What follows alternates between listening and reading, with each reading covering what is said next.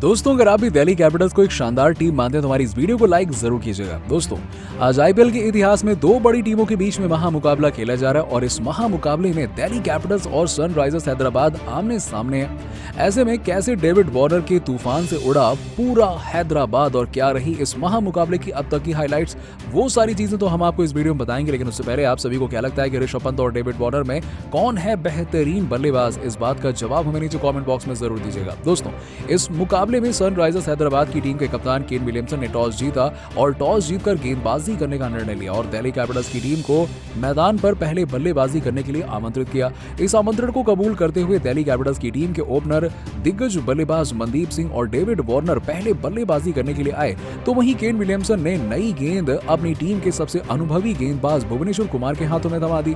इस बीच जैसे ही भुवनेश्वर कुमार ने अपने ओवर की पहली गेंद डाली तो वो गेंद बाहर की तरफ स्विंग करती हुई मनदीप सिंह इस गेंद पर अपना बचाव करते हुए नजर आए। इसके बाद भी भुवनेश्वर कुमार ने अपने ऐसे ही गेंदबाजी जारी रखी। उन्होंने अपने ओवर की शुरुआत की 4 गेंद लगातार डॉट डाल दी। इसके बाद अब मनदीप सिंह दबाव में आ चुके थे। इसके बाद जैसे ही भुवनेश्वर कुमार ने अपने ओवर की 5वीं गेंद डाली तो उस पर मनदीप सिंह चारों खाने चित हो गए और निकोलस पूरन के हाथों कैच आउट हो गए। मनदीप सिंह इस मुकाबले में अपना खाता भी नहीं खोल पाए थे और इसके बाद मैदान पर बल्लेबाजी करने के लिए आए मिशन मार्श और वहीं भुवनेश्वर कुमार के ओवर की अंतिम गेंद पर वो कुछ नहीं कर पाए और ये ओवर मेडन रहा। इसके बाद सनराइजर्स हैदराबाद की टीम की तरफ से दूसरा ओवर डालने के लिए मैदान पर आए एबोट, तो वहीं स्ट्राइकर एंड पर प्रहार करने के लिए बाएं हाथ के दिग्गज बल्लेबाज डेविड वार्नर मौजूद थे। डेविड वार्नर ने एबोट के ओवर की पहली ही गेंद पर शानदार चौका जड़ दिया और अपने इरादे स्पष्ट कर दिए। इसके बाद उन्होंने 1 रन ले लिया और स्ट्राइक मिशन मार्श को दे दी और इसके बाद मिशन मार्श ने भी इस ओवर की तीसरी गेंद पर शानदार चौका जड़ दिया और गेंदबाज को दबाव में डाल दिया और इसके बाद उन्होंने 1 रन ले लिया और स्ट्राइकर पर डेविड वार्नर को दे दी और इसके बाद डेविड वार्नर एबोट के ओवर की 5वीं गेंद पर सिंगल ले लिया और स्ट्राइक वापस से मिशन मार्श को दे दी और इसके बाद एबोट ने थोड़ी सी वापसी करते हुए मिशन मार्श को 1 गेंद डॉट खिला दी और दिल्ली कैपिटल्स की टीम के लिहाज से ये ओवर बहुत ही अच्छा रहा।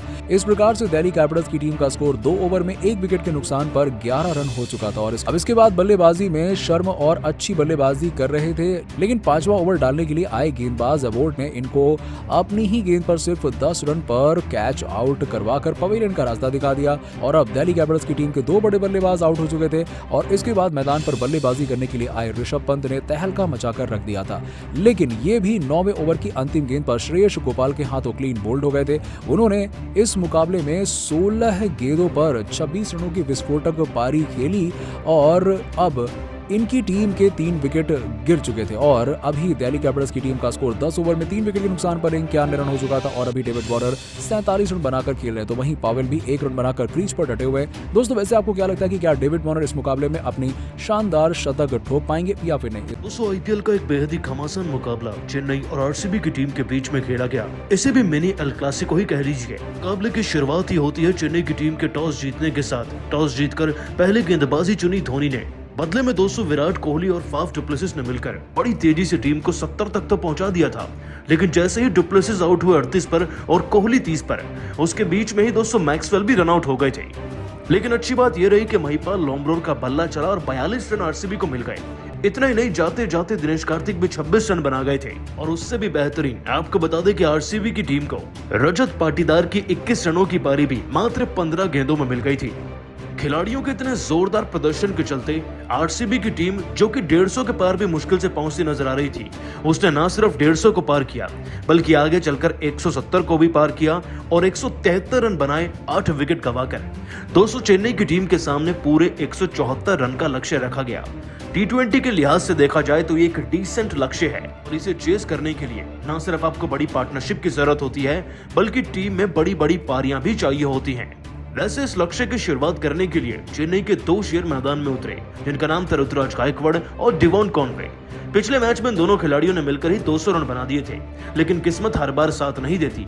हालांकि शुरुआत अच्छी थी, गायकवाड़ के बल्ले से इस बार भी 28 रन निकले और डिवॉन कॉनवे का तो क्या ही कहना, न सिर्फ 50 जड़ा बल्कि 37 गेंदों में 6 चौके व 2 छक्कों की मदद से पूरे 56 रन बना दिए थे। लेकिन जैसे ही ये पार्टनरशिप टूटी, लगता है कि मानो सीएसके की टीम पर पहाड़ ही टूट गया था। दरअसल दोस्तों आरसीबी की टीम को मिडिल ऑर्डर में खिलाड़ियों का साथ मिला था, लेकिन वो साथ चेन्नई सुपर किंग्स की टीम के खिलाड़ी तो कतई नहीं दे पाए अपनी टीम के लिए। दोस्तों गायकवाड़ के आउट होने के बाद मैदान में कॉनवे का साथ देने के लिए पहले उथप्पा आए थे, लेकिन मैक्सवेल की एक गेंद पर उथप्पा चकमा खाकर मात्र 1 रन पर कैच आउट भी हो गए। इसके बाद दोस्तों रायडू मैदान में आए। उम्मीद थी कि रायडू की धुआंधार पारी ही चेन्नई को जिताएगी, लेकिन वो भी 10 रन पर मैक्सवेल की गेंद पर ही क्लीन बोल्ड हो चुके थे। चेन्नई को बैक टू बैक 2 झटके लगे, फिर राहत की सांस मिली जब मोइन अली ने बल्ला थामा, खूब चौके और छक्के लगाते हुए। दोस्तों मोइन अली ने 27 गेंदों में 34 रन बनाए ही थे कि फिर कॉनवे आउट हो गए। अब मैदान में जीतने के लिए केवल एक ही उम्मीद बची थी, महेंद्र सिंह धोनी, क्योंकि जडेजा की फॉर्म तो वैसे ही उनका साथ नहीं दे रही। दोस्तों मोइन अली भी हर्षल पटेल की गेंद पर कैच आउट हो गए थे। इसके बाद जडेजा और धोनी की जोड़ी चेन्नई की बल्लेबाजी के मोर्चे को आगे ले जाने लगी ही थी कि पारी के 16वें ओवर में ही रविंद्र जडेजा 3 पर आउट हो गए और दोस्तों धोनी वो तो 2 रन पर आउट हुए थे। हेजलवुड की गेंद पर धोनी आउट हो गए।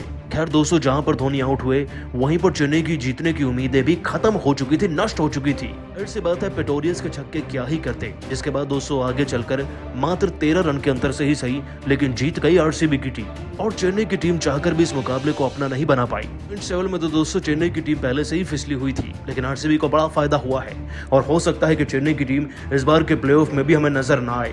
दोस्तों आप सभी को क्या लगता है, चेन्नई की टीम प्लेऑफ में जा पाएगी या नहीं? नीचे कमेंट करके जरूर बताइएगा।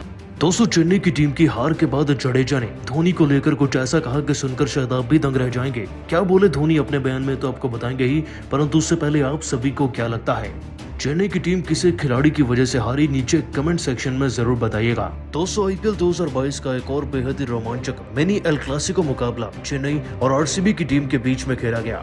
वैसे तो दोनों ही टीमों के लिए खास था, लेकिन आपको बता दें कि चेन्नई की टीम को जीत की ज्यादा भूख थी। खैर दोस्तों धोनी की पलटन ने टॉस जीता, गेंदबाजी चुनी और मैदान में आकर अपनी थाकड़ गेंदबाजी से आरसीबी की टीम को परेशान भी कर दिया। इस बात में कोई शक नहीं कि कोहली के 30 रन और डुप्लेसिस के 38 रन से टीम को एक सुनहरी शुरुआत मिल गई थी, लेकिन दोस्तों कब में कब ये तीनों खिलाड़ी पवेलियन की तरफ लौट गए और धोनी का रनआउट तो वाकई में देखने वाला था, जिस पर उन्होंने मैक्सवेल को रनआउट किया। किसी को पता ही नहीं चला कैसे ये 3 विकेट गिर चुके थे। लेकिन अच्छी बात ये रही आरसीबी की टीम के लिए कि मिडिल ऑर्डर में उनके सभी खिलाड़ियों ने बैटिंग करी, वो फिर महिपाल लोमरोड के 42 रन हो, 17 गेंद में दिनेश कार्तिक की 26 रन की पारी हो या फिर रजत पाटीदार के 15 गेंद में 21 रन ही क्यों ना हो। आपको बता दें कि सभी खिलाड़ियों ने मिलकर बड़े अच्छे से आरसीबी की टीम के स्कोर को 170 के पार पहुंचाया। स्कोरबोर्ड पर दोस्तों 174 रनों का लक्ष्य लग चुका था। जाहिर सी बात है चेन्नई सुपर किंग्स की टीम के लिए चिंता का विषय तो था ही। मैदान में आकर डेवॉन कॉनवे और गायकवाड़ की पार्टनरशिप ने एक बार फिर से बड़ी अच्छी व सुनहरी शुरुआत चेन्नई को भी दिला दी। दोस्तों गायकवाड़ के 28 और डेवॉन कॉनवे के 58 रन ने जीत का भरोसा तो दिला दिया था, लेकिन इसे तोड़ कर रख दिया ओबिन उथप्पा और उनके पीछे पीछे गए अंबती रायडू ने। दोस्तों उथप्पा तो 1 रन पर आउट हुए और रायडू 10 रन पर। मोइन अली ने संघर्ष करते हुए 34 रन जरूर बनाए, लेकिन ये रन काम किसके थे, क्योंकि जडेजा 3 और धोनी तो 2 रन पर आउट हो गए। अल्टीमेटली दोस्तों कोई और बल्लेबाज बचा नहीं था और चेन्नई चाहकर भी मुकाबले को नहीं जीत पाई और 13 रन से आरसीबी ने मैच को जीत लिया। जाहिर सी बात है दोस्तों चेन्नई तो हार को बर्दाश्त कर ही नहीं सकती और इस पर अब रविंद्र जडेजा ने भी अपना बयान दिया है और टीम की हार के कारण बताते बताते धोनी पर भी कुछ ऐसा कहा कि सुनकर सब दंग रह गए। दोस्तों आपको बता दें कि महेंद्र सिंह धोनी के लिए जडेजा ने अपने बयान में कहा, ये वाकई में हमारी टीम के लिए सीजन की अब तक की सबसे बड़ी हार है। हालांकि हमारे गेंदबाजों ने इस मुकाबले में काफी अच्छा प्रदर्शन किया। मुझे लगता है कि अगर आरसीबी जैसी बड़ी टीम को आपकी टीम के खिलाड़ी मिलकर 170 रन के दायरे के अंदर अगर रोक देते हैं तो मतलब कि आपके गेंदबाजों ने वाकई में आलीशान काम किया है। मुझे यह भी लगता है कि जब हम लक्ष्य को चेज करने के लिए मैदान में उतरे तो हमारे सलामी जोड़ी के बैट्समैन ने भी बड़े अच्छे से मोमेंटम क्रिएट कर दिया था, लेकिन मिडिल ऑर्डर के खिलाड़ियों की वजह से हम लक्ष्य को चेज करना तो छोड़िए उसे करीब तक नहीं पहुंचना सोच पाए थे। इसमें मैं खुद भी शामिल हूं और मैं वाकई में खुद को भी हार का जिम्मेदार मानता हूं। इस बात में कोई शक नहीं कि सीएसके की टीम की हार के सबसे बड़े कारण सीएसके की टीम के खिलाड़ी खुद ही हैं। ये हमारी टीम के लिए वाकई में एक बहुत बड़ी व शर्मनाक बात है। धोनी भाई ने जब टीम की कमान को संभाला तो लग रहा था कि अब सीएसके की रेल की गाड़ी अब पटरी पर वापस से आ जाएगी, परंतु जब तक हम अपनी गलतियों को नहीं ढूंढेंगे और केवल देखते रहेंगे कि पॉइंट्स टेबल में हम नीचे जा रहे हैं, तब तक मुझे नहीं लगता कि हमारी टीम किसी भी मैच को जीत पाएगी। उम्मीद है कि सभी खिलाड़ी बेहतर से बेहतर प्रदर्शन करेंगे बहुत ही जल्द और अपनी टीम को जिताकर आगे बढ़ने का प्रयास करेंगे। जडेजा ने बताया कि किस तरीके से धोनी तो चाहते थे कि टीम जीते, परंतु खिलाड़ियों के खराब प्रदर्शन के चलते चेन्नई की टीम जीत ही नहीं पाई। तो आप सभी को क्या लगता है, धोनी और जडेजा में बेहतर कौन है? नीचे कमेंट करके जरूर बताइएगा।